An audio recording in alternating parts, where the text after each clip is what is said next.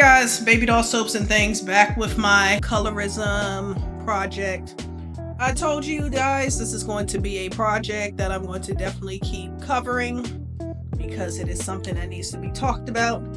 So my concern is, this topic is, what is it with the Love and Hip Hop franchise and the media and other shows and colorism?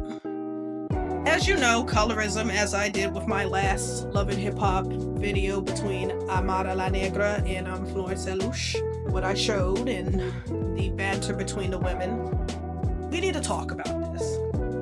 This continues my segment of Let's Talk About Colorism. This follows my video on Love and Hip Hop Miami castmates Amara La Negra and Florence Eluche. As I stated, I decided to dig deeper into this issue of colorism surrounding the castmates of our Love and Hip Hop franchise. These are the questions that pound my brain. Why do we keep revisiting these issues, especially with this particular Vh1 franchise?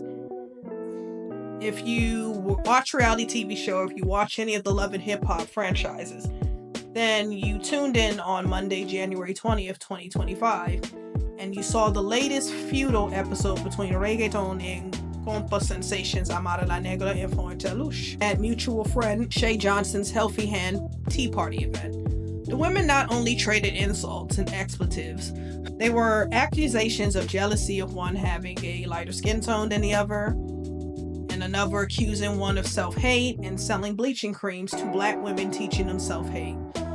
Either way, it turned out just horrible and made viewers clutch their invisible pearls. This subject arises more so around the women's heritages, being of Dominican and Haitian descent, respectively. For example, La Negra, who is Dominican and is a part of a culture that rejects their African and black heritage. However, she proudly stands by her melanated skin and basks in it. As she stated in a 2018 interview with NPR, "I know that nobody wants to talk about it, but we suffer a lot of racism. We suffer a lot of colorism amongst ourselves. I get it all the time. Oh, whenever you get married, don't get married to no black man because you want to better the race. In other terms, better the race. Mejor la raza."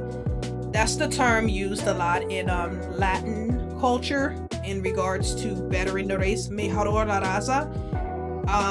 It's common in La Negra's culture and other Latino cultures. What it means is improve the race. It's mejor la raza.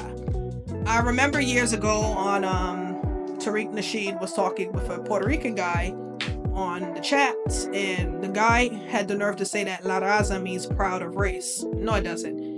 Mejor la raza is a colorist term, meaning to improve the race. Meaning what it means, in the Latin culture's caste system, when you marry light, damn near white, or white to improve the race. So if you black, like Amara, she's expected to marry someone lighter or white. That's what it means.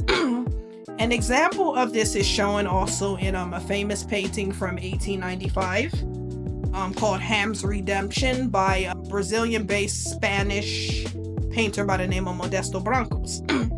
This portrait is forever popular in Brazil, but it explains the whole Mejor la raza reference that I made, showing 3 generations of the progression of whiteness. First, you see the baby. You see this little cute baby, little baby boy with his chubby cheeks. He's as white as snow. Followed by the father, who is white, doting on him. Sitting next to the father is the mixed race or the mulatta daughter. That's the term used, mulatta. And people don't like the term mulatto, mulatta, which is a very racist term, but mulatto, mulatta is Spanish for someone who is black and white. And the daughter, who is mixed race, is holding her white child in her lap. And then ultimately you see the grandmother, who is a black woman, very, very dark black woman. And she has her hand up to the heaven, as if she's giving thanksgiving to our Heavenly Father. Thank you for removing this black stain from my family, for once and for all. So Modesto Brancos' portrait tackled the progression of westernization in European culture and the demolition of African culture in the Latino community. A lot of his paintings focused around that, and that Ham's Redemption from 1895 is his most famous. La Negra often was under scrutiny in her own cultures. She's the subject of blackfacing on a lot of variety Latino shows. Lighter Dominicans would dress up as her by putting on blackface and an afro, mocking her looks, and something called anti-Haitianismo, which is the prejudice and hatred of those of Haitian descent from Dominicans. So because she's dark-skinned, people will assume you're not really Dominican, you're Haitian, as if Haitians can't be light and Dominicans can't be dark. They can. In the first season of Love and Hip Hop Miami, La Negra was told by another Latino producer, Young Hollywood, and this is the funny thing, Young Hollywood was biracial, had a black father and a white mother, and was talking this dumb crap, acting like he didn't know what Afro-Latino was when you're biracial. And Young Hollywood told her, in order to make it a show business, she needed to appear more elegant. In other words, he said, less like Macy Gray and more like Beyonce. Ooh, talk about your microaggressions. La Negra replied, I can't be elegant because I have a fro. So, because she carried a big fro, large coiffure, that was not considered elegant. In order for her to make it, she had to look more Western with the straight hair. That's why he said a little less like Macy Gray, more like Beyonce. You know, the difference between Macy Gray and Beyonce, you would know what that comparison is and what that's about. He even referred to her as the Nutella Queen, mocking her. Now, Negra has been through a lot as far as defending her appearances, race, and culture. As for El Luch, she is promoting a skincare product that targets hyperpigmentation on IG, has Haitian roots. Haiti is known as the first black country to become a free and successful revolution. You know, after the revolution, that's a free and successful revolution. Haiti was the first black country to become free, to gain its independence from a European country. As you know, Haiti was a French colony. The French taxed them terribly, took their resources, and the Haitians were just tired, and they revolted and they came up with the Haitian Revolution. Actually, their independence is January 1st, 1804. That was when Haiti declared their independence from France. And the French people cost them a lot of money to pay for their freedom, which is why Haiti is in a lot of devastation to this day. Haiti had heroes such as Toussaint, Henri Christophe, Jean-Jacques Dessalines. You know, it is a well-respected country in the African diaspora. These women come from the neighboring countries, on the same island called Hispaniola, as I stated in my last video. They are practically sister countries and even have the same flag colors, of course, different designs. For the two of them to play out in such a way, it's so distasteful and hurtful at the same time. El Luch issued an apology via IG stating, I take full accountability for the words I said during that moment, and I deeply regret on how they may have come across. I never intended to hurt or diminish anyone, and I sincerely apologize to anyone who felt offended or disrespected by my words. And stated the clip didn't highlight everything of the argument and was taken out of context. Oh, here we go. So you apologize and then now you're making an excuse that it was taken out of context. You called this woman an ugly black bee. That's taken out of context. That came out your mouth. An ugly black bee, and saying that black bees such as her are jealous of light-skinned bees like you. Like, really? Is that your only comeback? Because you really didn't have nothing else to say to her. But that was your only comeback. I think Florence needs to take accountability. She knows good and damn well people heard her loud and clear. But what pissed me off was the women at Shay's event. Didn't check her. You just sat there, gasping. You guys didn't check her. You didn't say anything. You just allowed that shit to happen. It's like, wow, y'all weren't shit for that. But many people were calling for Flo to be terminated. And then people were saying Amada instigated it and brought in color. She should be fired. But, it's very interesting, I find, for Flo to say something like that coming from a country like Haiti, where Haitians really experience a lot of discrimination, especially from Dominicans and especially from others. Like during the time when Haitians were coming to the United States from the port of Miami, how Haitian immigrants were denied entry into the country, or they were held in, those immigration camps, but they were giving amnesty and granting Cubans access into the country, but were discriminating against Haitians. And with all that Haiti's been through and dealt with, for that to come out of her mouth is quite shocking. I expected better from her. Some Dominicans beef with Haitians today because they are still upset with the once upon a time, hundreds of years ago, Haiti owned the Dominican Republic. They owned the Dominican Republic when Haiti was at its peak economically. I would say maybe in the earlier part of the 19th century. Some Haitians are still mad at Dominicans from that parsley incident of 1937. The parsley incident. I know it sounds ridiculous. An incident over parsley. Wow, how could one have a massacre over parsley? Yeah, you asked, but it did happen. It did occur. Here it was. The massacre happened from October 2nd to October 8th by the Dominican army under the bloody and hateful orders of dictator Rafael Trujillo. Rafael Trujillo was president of the Dominican Republic from 1930 up till his assassination in 1961. So over 31 years, 3 decades, Trujillo ran the Dominican Republic as a dictatorship. Over 40,000 Haitians at the Haitian-Dominican border were slaughtered. This border was where the children often crossed to go to school and home, and people often took as an interchangeable route. Rumor was this incident started over how Haitians, the word how you say parsley in Spanish is perejil, and Haitians would pronounce perejil with a French accent, and in Dominicans perejil with a Spanish accent. So differentiating how someone pronounced the word parsley in Spanish gave away if they're Haitian or if they're Dominican. And that's where rumors say this whole massacre with this madman started. Which is the funny thing, Rafael Trujillo had a deep hatred for Haitians. And this is funny that he had a deep hatred for Haitians, but was half Haitian. Had a Haitian mother. Had a Haitian mixed mother. He wanted the Dominican Republic to be as whitewashed as possible, to reference Spain, which was their colonial enslaver. So he wanted his people to respect and worship their enslavers, their colonizers. And the Dominican Republic is a mixed country. It's mixed with African, Taino, and European descent. There are no full-blooded Tainos in the Dominican Republic, like there are in Puerto Rico or in Cuba. But their DNA does exist in a lot of Dominicans. Actually, for what I found out, when you're filling out an application in the Dominican Republic and they're asking about your color of your skin, the darkest they have is Indio. That's darkest. They don't have negro, Indio on that, which is ridiculous. I saw a Dominican guy's ID and it said as his race, and he was darker than me, Indio, because there's no such thing as negro on there, Now, however, this same incident of colorism happened back in 2023.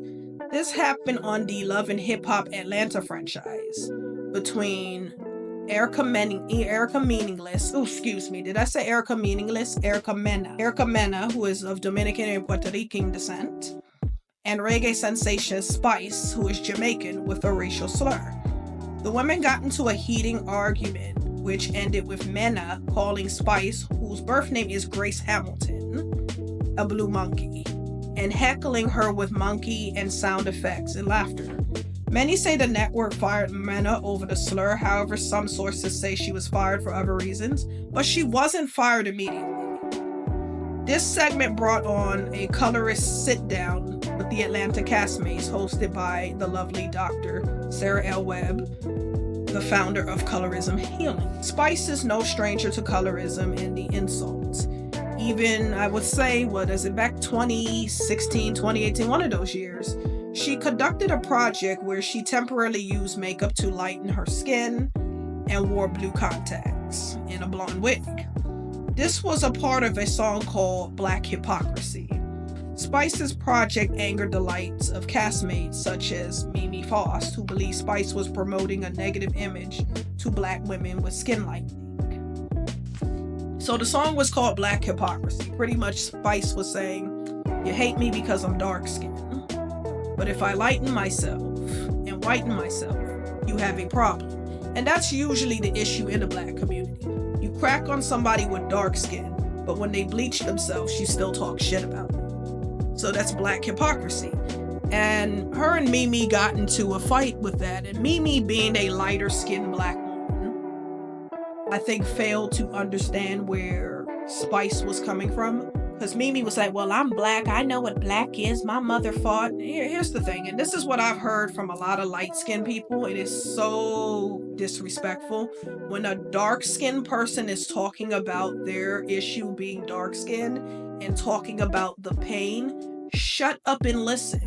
But no, a lot of them deflect. Well, I'm black. We all black.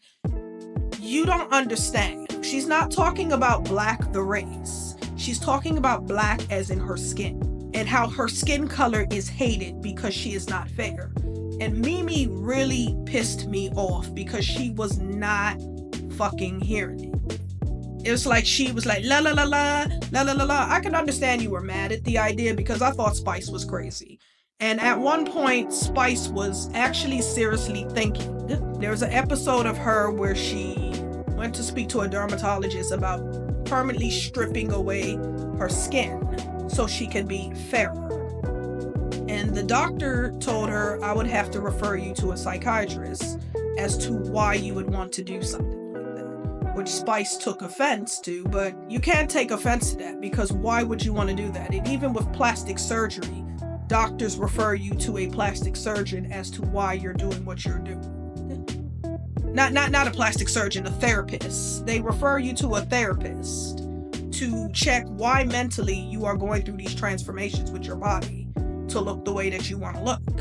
And why would you strip your color away? Like, I saw what Spice looked like. Spice looked like Ice Spice, unseasoned Spice. She looked like a white girl trying to be black. And I'm sorry, that would be terrible. Please, please, please, whatever you do, Spice, don't bleach your skin. Nah, no. You're black and beautiful. Black is beautiful. You know, it would have been in bad taste. So back to the issue. Mena responded all the way from Zeus Network with her stank breath. Those are her new employers, by the way. That the real culprits of the show is when they decide it was selected rage. It's bullshit. I call bullshit. You selected to be a racist and a colorist by calling a black woman a monkey. You know, you could have called her anything else, a bitch, anything else, but you called her a monkey because you knew monkey was a derogatory term. And you knew that was a derogatory term used to black people. And this is funny because Erica Mena has 2 kids with Safari, who is Jamaican. You are Dominican and Puerto Rican, which means you have a great deal of African descent from your lineage. And for you to be around black people, to sleep with black men, to have children with black men, and to say such racist things about black people is mind-boggling. So you want black children, but you don't want them too black. You don't want the responsibility. But I still see Erica Mena still has an accountability issue, and she's a whole clown for that, with her halitosis breath. You know? You can't select to be a racist or a colorist at the spur of the moment. You either are or you aren't. Anyway, Erica Mena needs to have several seats and stay over there in Zeus Network with her delusions and her lack of accountability. And shut up. You know, many believed another roundtable discussion of colorism needed to happen with what occurred between La Negra and El Lush. Really? Why another one? Like, why at this point? At this point in time, I think we, and as black people, should already know the deal about this colorism pandemic. How many sit-downs do we need? Plus, shouldn't we hold these networks accountable for this? I mean, this is scripted, right? Why is colorism a part of our entertainment? Why do they find this acceptable? The deeper question would be, who is behind this? Of course, someone bigger in the exec producers and directors, you know, someone bigger than that. It's the network, you know? Even Love and Hip Hop Atlanta castmate Shekinah Joe Anderson was caught calling a woman on IG live a Black B and Blackie, and she has used references to several dark-skinned women in the past. And Shekinah Joe is about my complexion. She is not light-skinned. And you sitting up here calling someone Blackie, black bitch, and complaining about, oh, it's the blackest I made. Shut up. How the fuck you gonna call someone black if, bitch, your lips are black? Your lips are black. The inside of your damn mouth is black, looking like the whole damn abyss. What the hell, Shekinah? What the hell? Your damn heart is black. Your damn lungs are black with all that damn smoking you doing. And you want to sit here calling someone Blackie? Girl, if you don't shut your little Oompa Loompa ass up, shut your little Oompa Loompa ass up, go back to the damn chocolate factory where you belong. And back in 2017, Love and Hip Hop Hollywood castmate Hazel E., aka Erica Adams, who's of African American and Puerto Rican descent, was fired from the show for taking to IG to call out castmates such as Brooke Valentine, Monique Slaughter, and comedian Jess Hilarious, and a number of others for being jealous of her lighter complexion, stating all these dark monkey butts coming from our pretty A, followed along with homophobic slurs. The catalyst was when her then man, Rose Burgundy, who was at the time accused of being gay and much younger than reported. Hazel E. went on to comment, making references to the brown paper bag tests, skin bleaching, and these type of girls. She's also the author of a book called Girl Code. I can't talk for a damn today, excuse me. I've been doing videos all day. Girl Code. She wrote a book called Girl Code. Her very violent derogatory comments about dark-skinned women, black women, opened up painful wounds and stated how she felt when those darker-skinned women were less than her. This was so deep that Hazel E. appeared on an episode of Iyanla Fix My Life to touch bases on the issue of her troubled past and where her systemic colorism came from. However, in 2023 on The Shade Room, Hazel E. was interviewed about her thoughts on Erica Mena using the monkey word to spice. She stated, "One, I was a black woman that was misunderstood for being another raced woman. So my situation wasn't racism, it was colorism. And once I was made aware of my mistake, I owned it. And what's so crazy in them Shade Room comments, Erica and Sin dogged me out for that mistake I made, the nerve of Erica saying shit. So years later, you make a similar mistake, especially having black kids, and that's a problem. I feel like a lot of these girls take Black D and think that they black and can say this stuff. And I just feel you're not sorry. You're not sorry. Because if you were sorry, you wouldn't apologize and unapologize. And then be in a pool with your non-black homegirls talking about you want to be Bernice's color. Oh, look like Hazel E. really changed. Wow. I can at least say I respect her for being aware of her ignorant mistakes, acknowledging it and learning from it. You know? It's no secret that many black women use reality TV to escape their own lives. But it is so toxic and traumatizing to see such negative and derogatory narratives of different cultures pointed on the TV, but considered entertainment. The question is, who is pushing this narrative? Who do we blame? The whole colorism dilemma in the media is nothing new. We saw this on TV shows such as A Different World. Jasmine Guy is biracial in real life, but she was a light-skinned black woman. Freddie, who was racially ambiguous, by Cree Summer, and she was also light-skinned. Jaleesa, by Dawn Lewis, who is brown-skinned like myself. And Kim, who was played by Charlene Brown, who is a very deep, dark-toned sister. And of course, Denise, who was also in the earlier part, Denise Huxtable, which is Lisa Bonet, a light-skinned black woman who is also biracial in real life. And then you saw that on Martin, 1992 to 1997, with Pam and Gina. Their fashion sense, jobs, personal roles. Pam was always getting, let's say, the leftovers of Gina when it came to her position. Gina was always, I guess you would say, more educated, had better clothes, spoke properly, was more ladylike, as opposed to Pam, who was more so rough, loud, street. She dressed sleazy, you know? Because at first, Pam and Martin were to be a couple. but the network did not want two dark-skinned people together. So of course they put Pam. Pam was never able to have a man, couldn't keep a relationship. So they made Martin and Gina the couple. Gina, who's lighter, you know. And let's go to Fresh Prince of Bel-Air, 1990 to 1996, especially when they swapped out the obviously deep-toned then Janet Hubert Whiten for a lighter toned Daphne Maxwell Reid as Aunt Viv. We had our Aunt Viv in original form if they were pancakes, and Aunt Viv original light. You know, that's if they were pancake syrups. Yeah.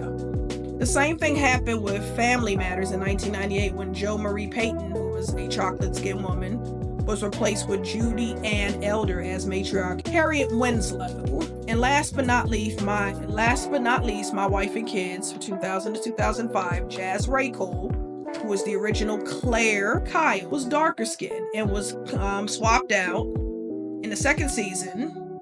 She played the eldest daughter and middle child of Michael and Janet Kyle, Damon Williams and Tisha Campbell, then Tisha Campbell Martin's daughter. And she was later swapped out with Jennifer Freeman, who is biracial in real life and light-skinned, to take on the role. But we could get even a bit deeper. Spike Lee's 1988 School Days with the fictitious Gamma Phi Gamma fraternity and their female counterparts, the Gamma Rays, who are predominantly light-skinned in their disdain for other students with darker hair and more Afrocentric features. Even use certain qualifications to either qualify and disqualify their candidates. And the funny thing is, in a lot of college fraternities and sororities back in the day in these HBCUs, they were doing that. They did the brown paper bag test. And I remember my friend Kelvin and I, we did a test like that. Brown paper bag. We were bored. I said, let's get that brown paper bag test. And we put our hands up to the brown paper bag. And I said, we would have failed because we are darker than the brown paper bag. We wouldn't have gotten into no club. We would have been kicked out. Well, probably he would have because he was a man. Because back then, it's okay for you to be a dark-skinned man, but it's not okay for you to be a dark-skinned woman. So, may I cite the famous Madame Riri's beauty parlor scene with the two sororities, the darks versus the light girls. Even Bill Duke produced 2 segments of documentaries called Dark Girls in 2011 and 2013. And a lot of those subjects touch sensitive areas around my childhood growing up. This show also too how it affects Black children, especially with the infamous doll check. The doll test.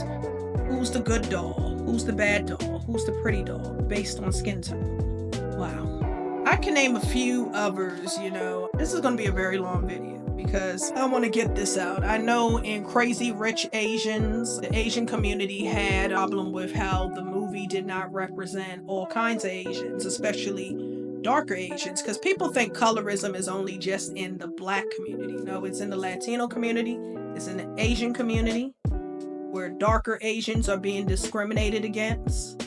It's all over. Shows like, what's it called? Mixed-ish by Kenya Barris, Grownish, Blackish. Yeah.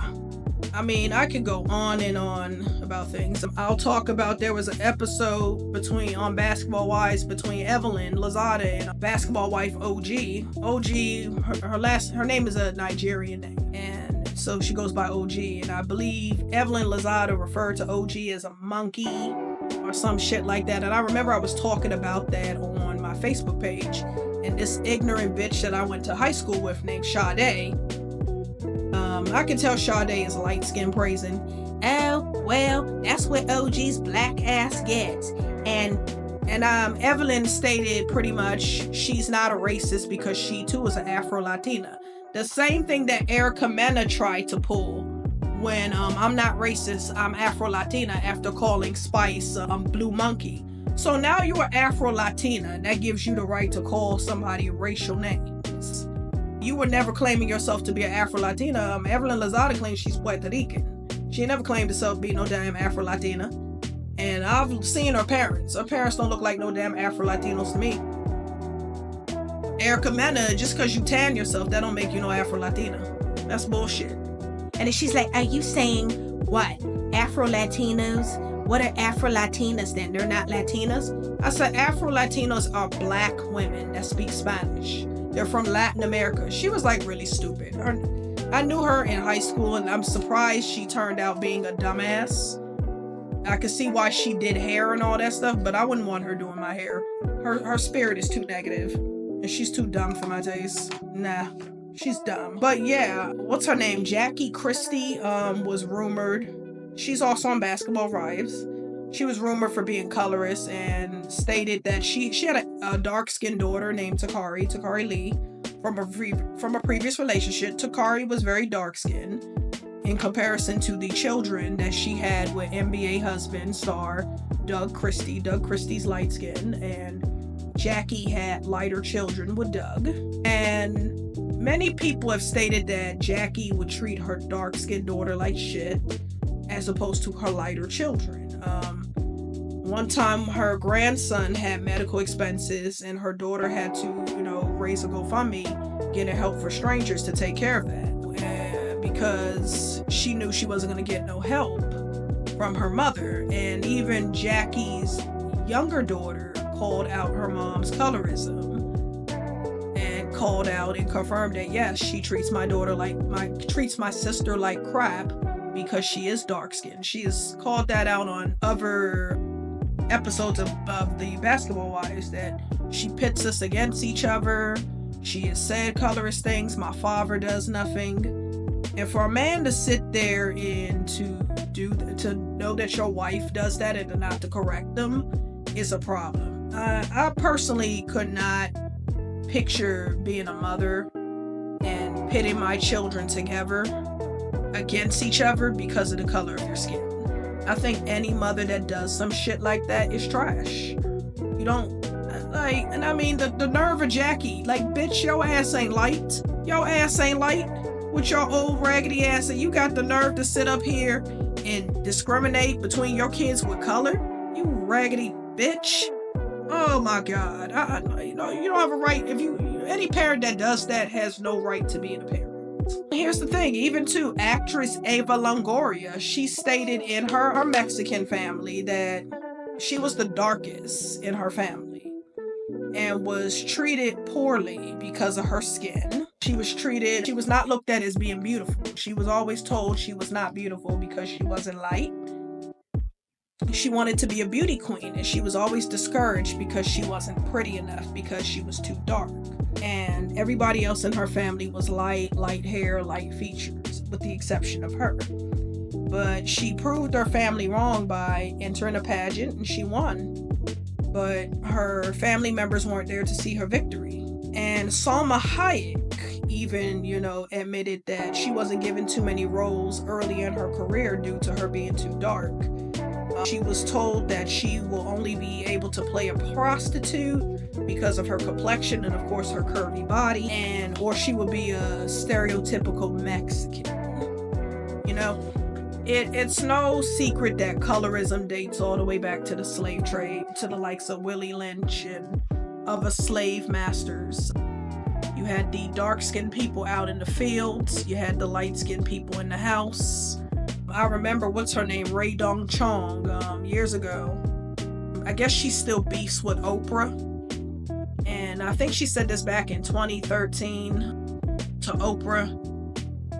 Oprah was a bitch. Besides calling her a bitch, would tell her, if we were slaves, I would be a house N-word and she would be out in the field.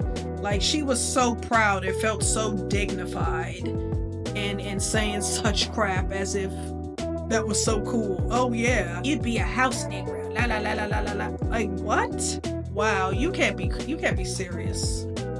You can't be serious. But see, that's a slave mentality, what white supremacists did. Colorism is the sister of racism, and it's the child of white supremacy. They separate darks from lights. Dark people were more unsophisticated, weren't as attractive, were hard workers, were laborers. Light-skinned people were more educated, had the opportunities, wore better clothes, didn't have to eat the scraps like the dark-skinned people did. They had the best of the best. But here's the thing, what I notice about the light-skinned slaves, especially if you're a light-skinned slave girl, you were in that house as opposed to a field girl out in that field. You are more at risk of being SA'd there's somebody darker out in the field. Because Massa had you right in his clutches. His sons had you right in your clutches. His people had you right there. As opposed to Massa having to go out to the field and look for a slave girl. I mean, all of them got essayed, but you get my drift, though. You know, this is where this colorism, and you see it in the movies of even Matthew Knowles. You see it with Beyonce and Solange, with Destiny's Child, how Beyonce was, you know, the star of the group. You see it in the music industry. It's always the lighter stars being put out. I know recently there was some beef between Ice Spice and Doechii. And Doechii had the nerve to call out reverse colorism. Not Doechii, excuse me. Ice Spice had the nerve to call out reverse colorism, saying that Doechii only got her accolades because she was dark-skinned. But Doechii actually is very talented. Ice Spice is crap. Like, all her music is bullshit. It is crap. Crapola. Trash. Ass. I don't know where she got that from. But that's what Ice Spice said. But Ice Spice pretty much got ahead because of her looks and because she is light. Even Matthew Knowles, who is the father of Beyonce and was her manager for a while, stated he was indoctrinated as a child. He's dark-skinned by his mother. Don't marry no dark-skinned woman. Dark-skinned women are not desirable. They're not as pretty. Yada, yada, yada. Which is how he ended up meeting Tina Knowles. He stated he always thought Tina Knowles was white. I don't know how the hell he thought Tina Knowles was white. I've seen Tina Knowles and, you know, she's Creole. Creoles come and look all kinds of way, but Tina Knowles did not even back then look like a white woman. I don't know what Matthew Knowles was smoking back then. But yeah, that's what it was. I'm gonna go back and I'm gonna mention one more person. I'll talk about another reality TV star who was always noted for being a colorist, and that's Natalie Nunn. Natalie Nunn, her fame came from being a part of the Bad Girls Club, and she's on the current Baddies franchise. Yada, yada, yada. Natalie Nunn, I never liked her. Natalie Nunn, as you know, is constantly the butt of all jokes because of her very prolonged fucking chin, Jay Leno chin, and her bitchy bully demeanor to other women.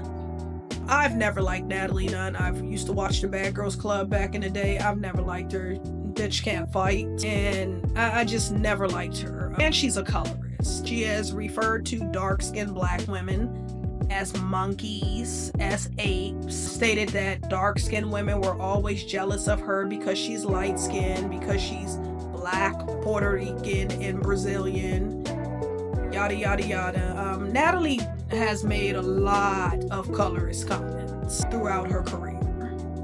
And the funny thing about it is, you know, you claim you black, you Puerto Rican, and you're Brazilian. Eres what? You're black, Puerto Rican, and Brazilian, and you're mixed with all of this shit and you're still ugly. You still look like a fucking big toe. Okay? And for you to call dark-skinned black women apes and monkeys and all that shit, it is disgusting. Eres fea como la mierda. Yes, Natalie, you understand Spanish, so you understand what I told you. Eres fea como la mierda. You're still ugly as shit, man. You being mixed, you being light-skinned does not make you beautiful. I never liked Natalie Nunn because Natalie Nunn actually reminded me of two light-skinned girls that I knew growing up.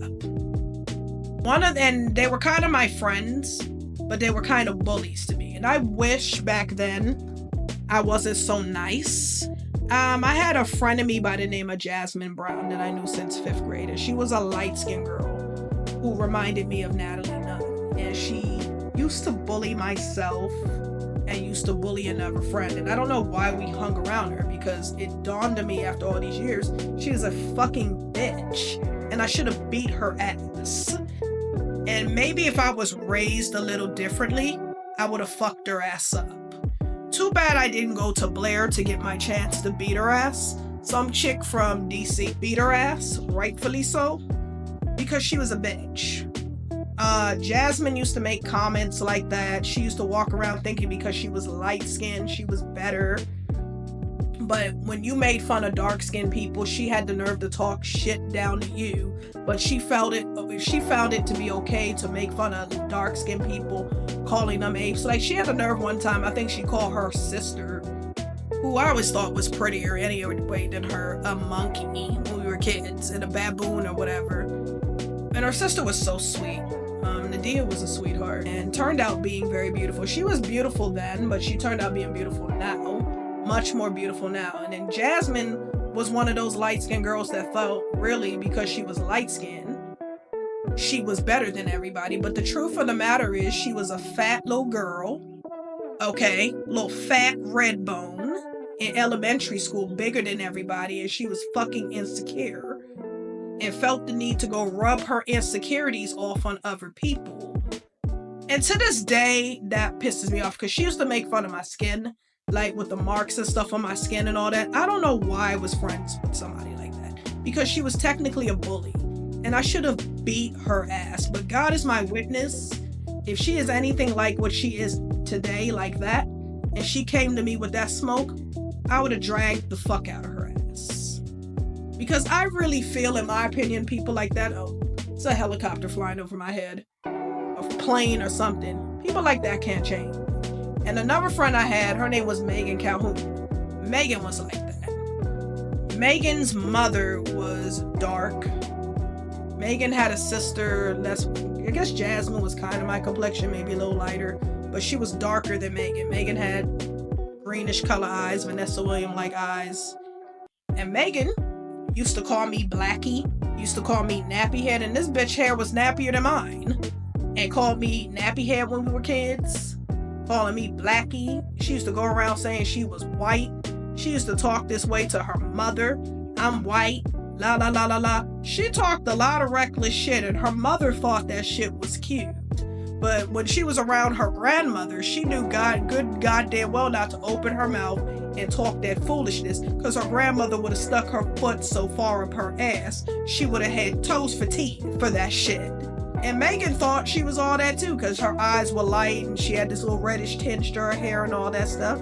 She used to say fucked up shit to me, calling me Blackie, Blackie, and all this other crap, you know? I could go through a lot of shit childhood what happened to me, but this will be a very long ass video, you know, and that's who Natalie Nunn reminded me of, you know. I never liked her anyway, because she's a fucking bully. I don't fuck with bullies. I will beat the shit out of a bully. Trust and believe that. I don't like people who do fuckery like that, who talk like that, who act like that, you know. And I try not to be a violent person, but I don't tolerate too much bullshit.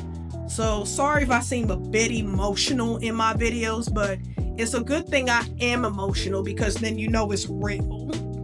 Okay? And you know it's real. Alright, this is Baby Doll Soaps and Things signing off. Alright, ciao.